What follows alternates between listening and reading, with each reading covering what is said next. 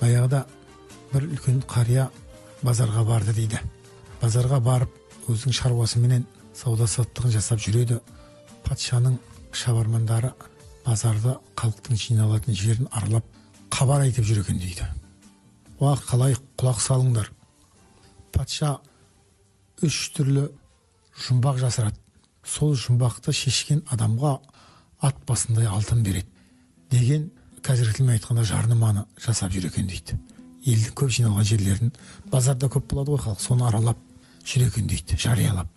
Сонан халық жинала бастайды.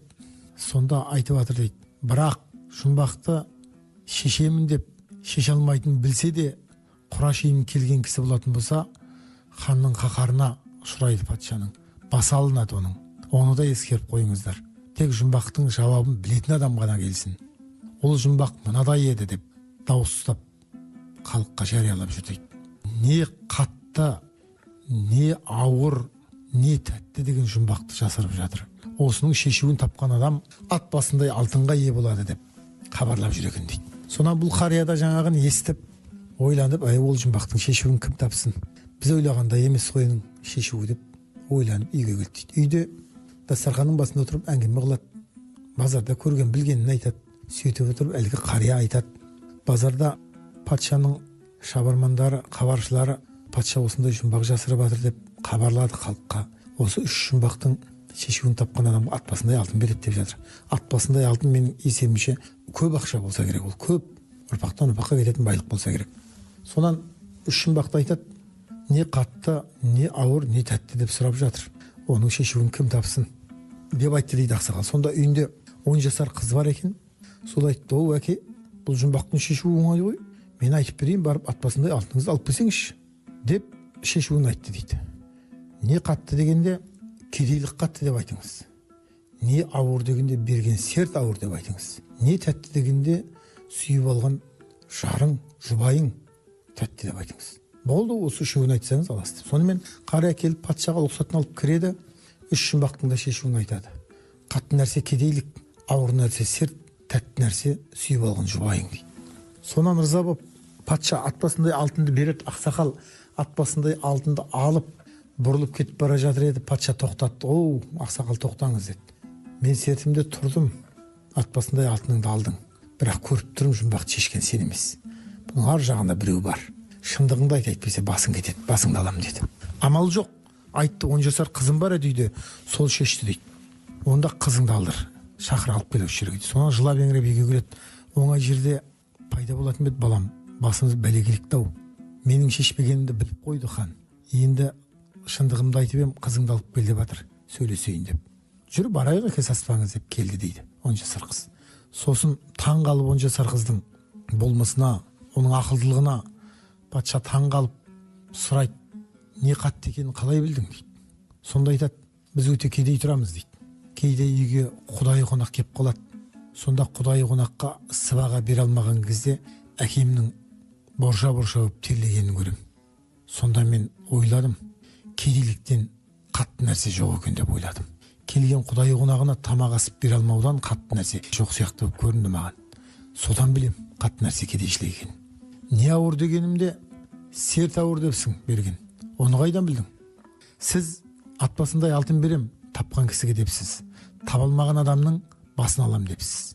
Менің әкем егер дұрыс жауабын айта алмаса, сіз сертіңізді орындауыңыз керек. Әкемнің басын аласыз. Ал әкемнің басы алынса, шиеттей бала-шаға біз аштан өлуіміз ықтимал. Бір сіздің сертіңіздің артында үлкен қанша адамның тағдыры тұр. Мен берген серттің ауыр екенін осыдан білдім. Қанем депті. Оған да басын шайқапты.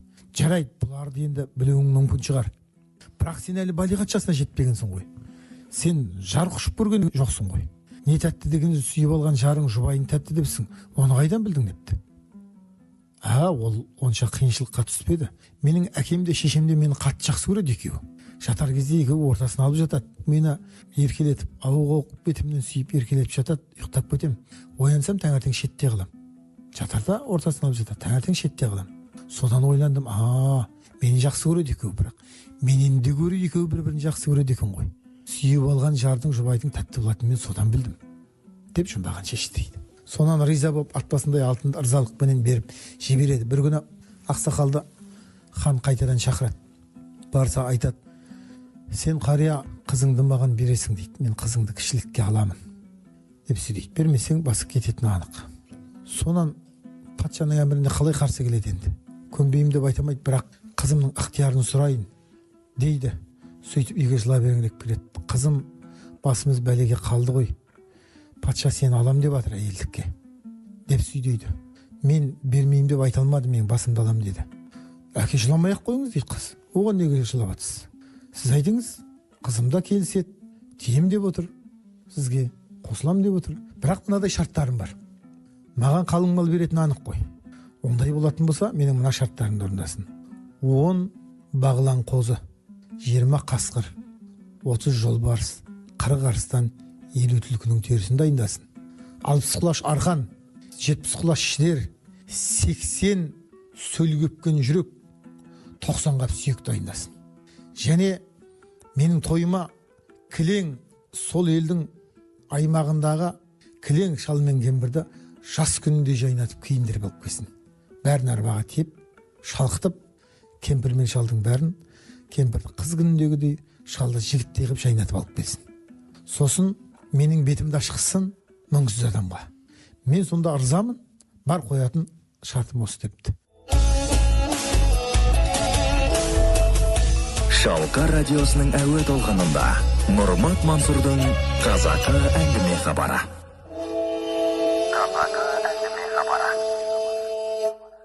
Сонан әкесі барып патшаға айтады: қызым келісімін берді, тиемде жатып, бірақ осындай шартым бар. 10 бағлан қозы, 20 қасқыр, 30 жолбарыс, 40 арыстан, 50 түлкі, 60 құлаш арқан, 70 құлаш шідер, 80 сөлгепкен жүрек, 90 қап сүйек дайындасын. Және кемпірді қыз күніндей киіндірсін, шалды жігіт күніндей киіндірсін, жайнатып тойым алып келсін. Және мұңсыз адамға бетімді ашқызсын, сонда тием деді. Сонан күлді дейді патша: ай шіркін ай, ақылды ғой, ақылды, бірақ жас қой, әлі өмір көрмеген. Мен бір қымбат нәрсе сұрайма деп едім. Маған бағлан қозының, қасқыр мен жолбарыстың терісіне тұр. Қазір әмір берем, қазір дайын болады оның бәрі деп бұйрығын берді. Барлығының да терісі дайын болды. 90 қап сүйекке дейін жинап қойып, енді мұңсыз адамға бет ашқызбақшы болды дейді. Сөйтіп әрі ойланды, бері ойланды. Сөйтсе көрші бір мемлекет бар екен.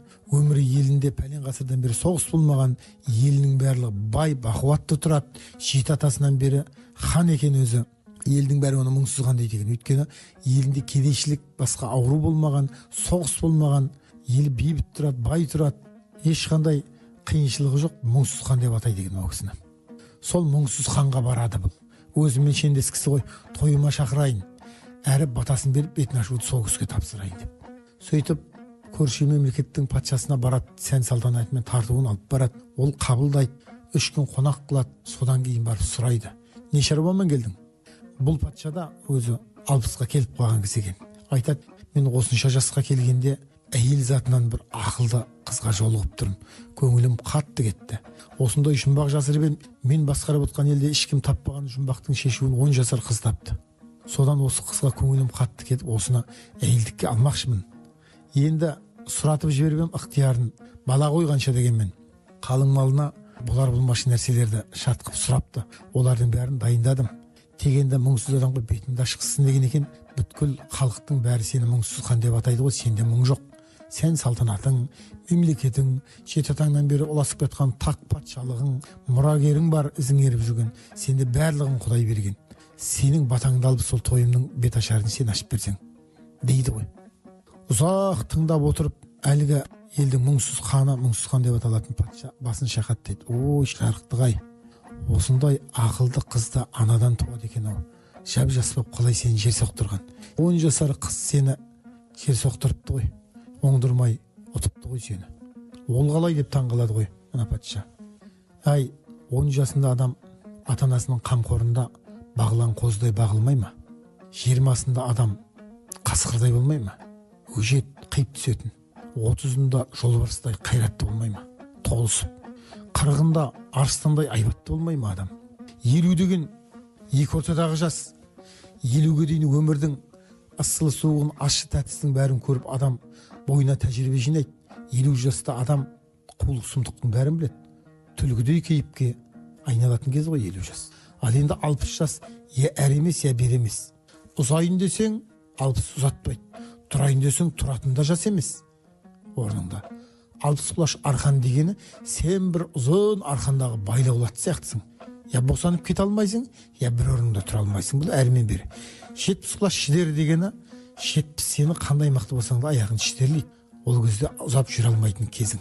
80-де сен жүрегіңде не қалады? Әптен денеңнің бәрі кебетін кезі ғой.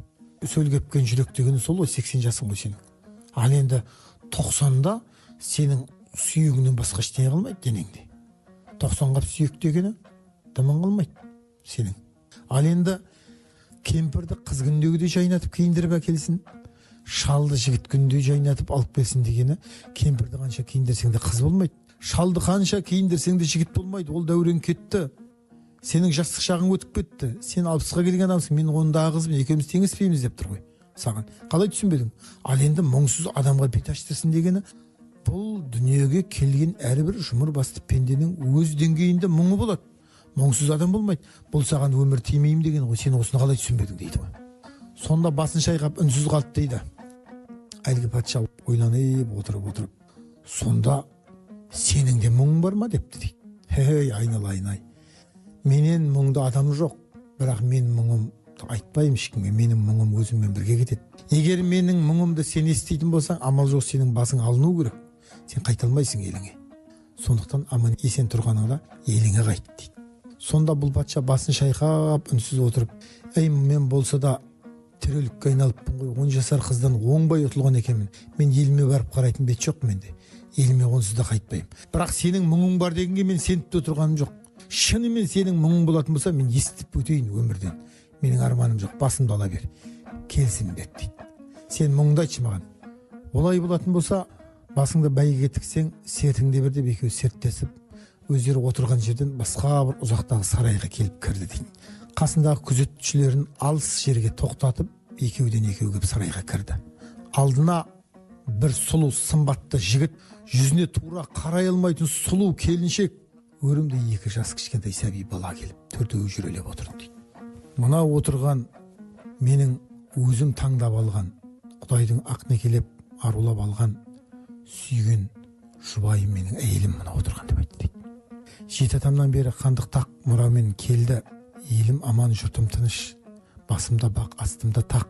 Ел аралап жүріп, осы сұлу әйелді, сұлу қызды жолықтырдым. Бұл да мені ұнатты. Шынайы ғашық болдық бір-бірімізге. Екеуміз үйлендік. Бір күні сарайда зерігіп, саятшылыққа шықтым. Қасымда бір топ нөкерлерім, сөйтіп келе жатқанымда алдымда марал қашты. Астымда жүйрік ат, маралды топтан бөліп жеке қудым жүйрік атпен. Сөйтіп иен далада маралды қуып келе жатқанымда атым сүрініп құлап, сол құлаған кезде жаңағы белімдегі кездік астыма көлденең түсті. Сөйтіп мені жарақаттап тамырымды қиды. Қан көп кетті. Дәрігерлердің біліктілігімен Алла өмірімді аман сақтап, қанды тоқтатып аман есен алып қалды, жаным қалды. Бірақ мен еркектік қабілетімнен айырылдым. Тамырымды қиып кетті кездік.